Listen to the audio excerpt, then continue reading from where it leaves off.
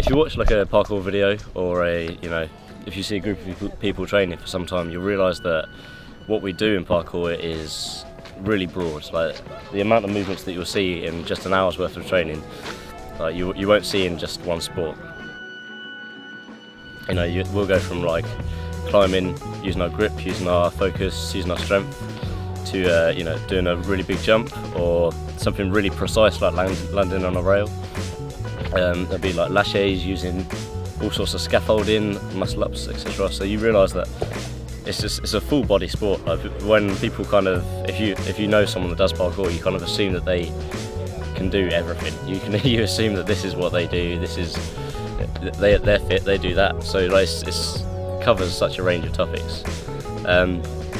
But what goes on behind the scenes there is so much more. You realise that if someone was doing long jump and maybe 2 or 3 other Olympic disciplines, even at that level, they're practicing specific drills that complement that one movement, and they'll do it over and over and over. So even the sprint, the jump, the technique, and there'll be specific drills for that, but that's just that one kind of movement. It's just a run and a jump, and you consider the fact that we are doing this. We're doing a running jump.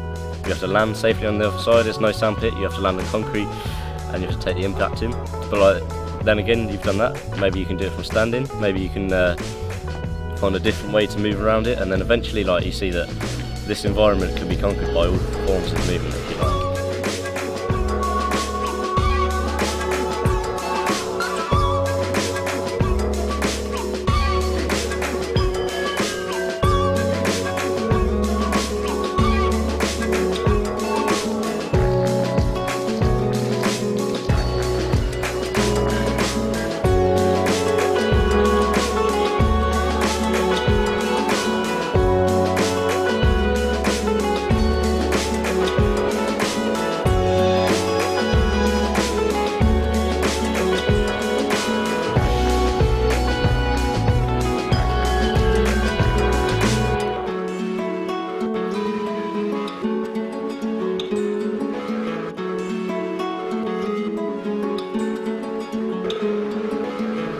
One final thing we do is drills, just to work our endurance, stamina related stuff. Maybe we'll take a series of vaults and a climb, and we'll just do that over, up, and then you do it again, maybe 10 times each. And it'll work your endurance, it'll work your stamina, but one more thing that it will do is it'll really make the movements clear in your minds, and the aim is to make them natural, to make them instinctual, so as you're doing them they don't consume so much mental energy.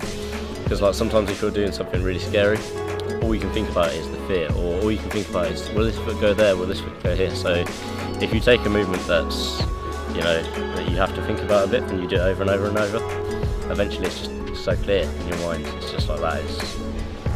It's easy. I've done it.